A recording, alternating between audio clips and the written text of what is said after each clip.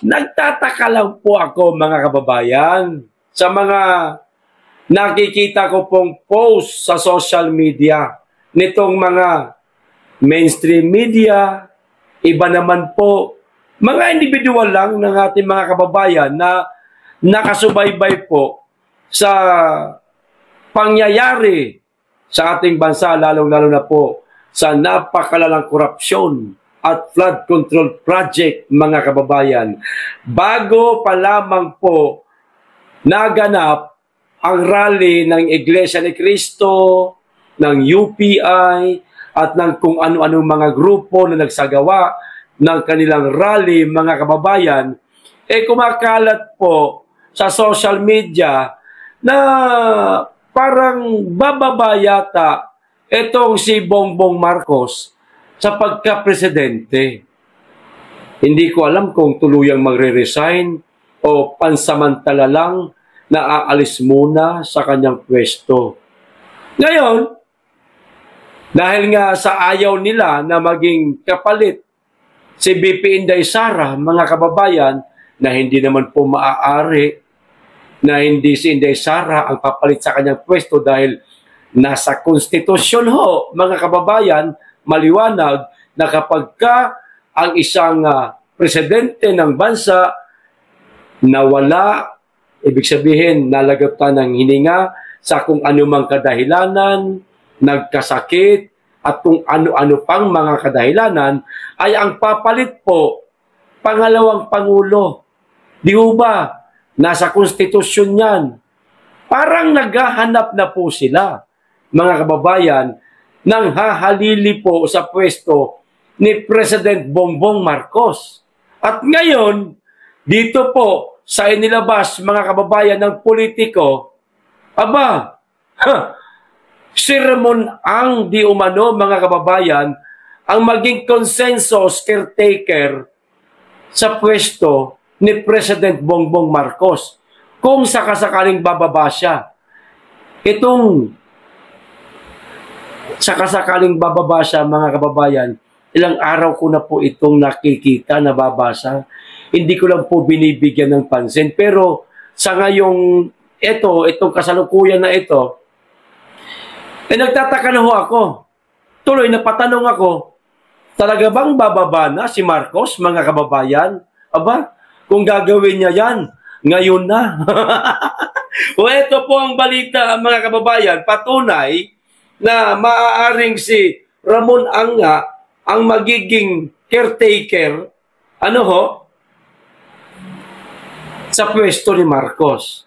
O ito, the name of Bilyonaryo Ramon Ang is reportedly being floated in business circles as a potential consensus caretaker as the Marcos administration grapples with an escalating corruption scandal and deepening political fractures.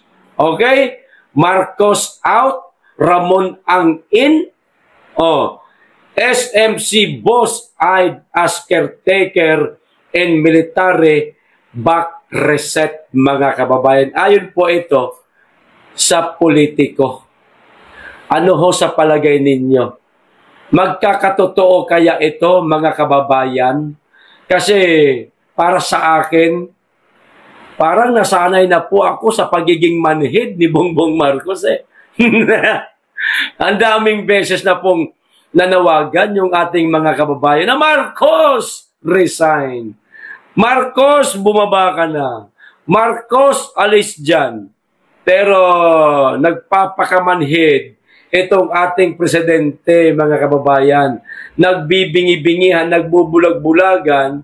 No? Alam naman natin na hayagan po sa social media, nakikita na po ng karamihan nating mga kababayan. Posible na walang intel itong Pangulo na nakakakita ng sigaw ng ating mga kababayan na pinabababa siya. Noon, ilang taon na ang nakalipas mula nung magsimulang na mayagpag ang hakbang ng maisog sa kanilang mga rally. Ang sigaw na po ng ating mga kababayan, Marcos resign. At eto na nga. Eto na, mga kababayan. Di umano, Ramon ang in. Bagamat may question mark, mga kababayan, pero posibleng mangyari ho ito. Hindi kaya natanggal na yung kapal ng apog ni Bongbong Marcos, mga kababayan, kaya iniingay na nila sa social media, sa mainstream media, na si Ramon ang papalit. Ang tanong, kung totoo ito, mga kababayan, na kung bababa na talaga si Marcos, no, at papalit si Ramon ang tanong, papayag ho ba ang taong bayan? Mga kababayan, kung babasihan po natin sa konstitusyon, maliwanag po na si BP Inday Sara ang papalit. At bakit si Ramon ang, na matagal ng usap-usapan ng ating mga kababayan na di umano, itong si Ramon ang ay remnant, ika nga, mga kababayan, remnant kung maituturing sa mga tawag nito, crony, ayan, ni Marcos Sr. No? Isa ito sa mga natitirang crony ng Marcos Sr. Walang pinagkaiba po ang magiging pamumuno kung siya po ang magiging caretaker sa pwesto ni Bongbong Marcos. Kaya nga sumisigaw yung ating mga kababayan na Marcos resign kasi ayaw na ng mga tao sa pamumuno ni Bongbong Marcos. Oo, hindi si Bongbong Marcos ang nariyan sa Palasyo Malacanang kung sakasakaling bababa siya sa pwesto. Si Ramon ang. Pero anong pinagkaiba? Na kung hindi ako nagkakamali, dikit itong dalawang ito, mga kababayan. Opo, dikit na dikit itong dalawang ito. Kung ano man ang itatawag ni Marcos Sr., oras na bumaba siya sa pwesto, itatawag niya kay Ramon ang, ito ang gawin mo, maaaring mangyayari pa rin.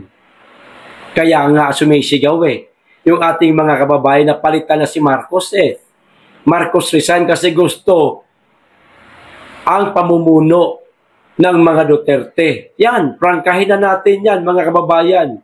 Yan naman talaga ang gusto Kasi nga, nasanay na ang tao sa Duterte brand of leadership na mayroong kamay na bakal at mayroon din higit sa lahat pagmamahal at malasakit sa bayan at sa ating mga kababayan na hindi yan ngayon nararanasan ng ating mga kababayan sa Administrasyong Marcos. Nasanay na yung ating mga kababayan, kaya ang gusto nila, Inday Sara Duterte, ang hahalili o papalit sa pwesto ni Bongbong Marcos oras na bumaba ito sa pwesto, tulad nitong mga kumakalat na ilang araw na. Naging usap-usapan na ito ng ating mga kababayan. Na di umano bababa na si Marcos, lalo na mga kababayan. Kani-kanina lang, bago ko po nakita itong balitang ito, 3 hours pa lamang po ang nakakalipas. Bagong-bago pa lang po mula nang maipost ito ng politiko. Na bago ko pa po ito nabasa, meron pong nagmensahe sa akin sa Messenger. Hindi ko na lang po babasahin. No? Yung pangalan, siyempre, para po ito sa kanyang kaligtasan at ng kanyang amo na binanggit niya rito. Ayan, ipapakita ko po mismong conversation namin. Yan po, mga kababayan. Sabi niya, una, siyempre, pangungumusta, sabi niya, pre, kamusta dyan? Lakas ulan dito sa Bulacan. Yan I hope and pray wala ulan dyan. Siyempre, ganyan kamustahan magkakaibigan. Natural kamustahan muna, hindi muna biglaan ng mga balibalita. Ito pa isa. Pre, may balibalita. Galing intel ng malapit na friend ni Bosco. Ayan. Bago matapos November, hinahanda na eroplano sasakyan ni BBM, dadalhin na pamilya niya sa ibang bansa.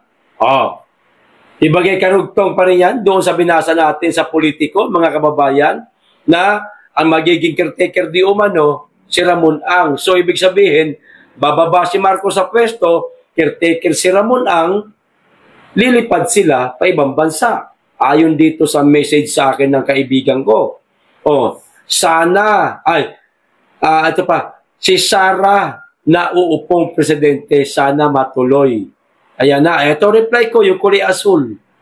Ay ayos yan, pre. Oh, lupit talaga ng amo mo, pre. Maraming kilala na intel. Ayan. Oh, mga kilala niya yung mga nagpatalsik din kay ERAP. Sana umubra plano nila. Ayan ha. Sabi ko naman, sana pre. Hindi pa siya nagsisin, mga kababayan. Di ba? Tanong ko po sa inyo, kayo ba mga kababayan, hindi nyo po ba napabasa ito? Ilang araw na ang nakalipas? Yung tungkol po dito sa di umano'y bababa na si Marcos. At noong nakaraang araw, naghahanap pa lamang po sila ng mga papalit. Pero ngayon ito na. Di umano ang papalit si Ramon Ang. Maaring siya na. Mga kababayan, ang papalit kung matutuloy at kung totoong bababa talaga si Marcos sa kanyang pwesto. Kasi kung ako nga lang no? Ang opinion ko, hindi bababa itong mama na ito. Manhid ho ito Ang kapal ho ng mukha Walang delikadesa.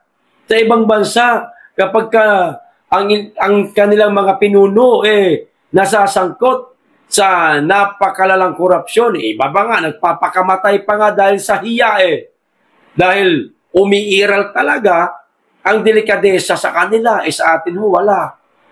Oh, di ba? Ngayon, si Ramon Ang na, sana, wag naman. Sana, umiral pa rin ang batas sa ating bansa. At sana, wag nyo na magpairalin ang bendalo. Meron po tayong pangalawang Pangulo. Anong silbi ng pangalawang Pangulo? Spare tire nga yan kung maituturing Di ba?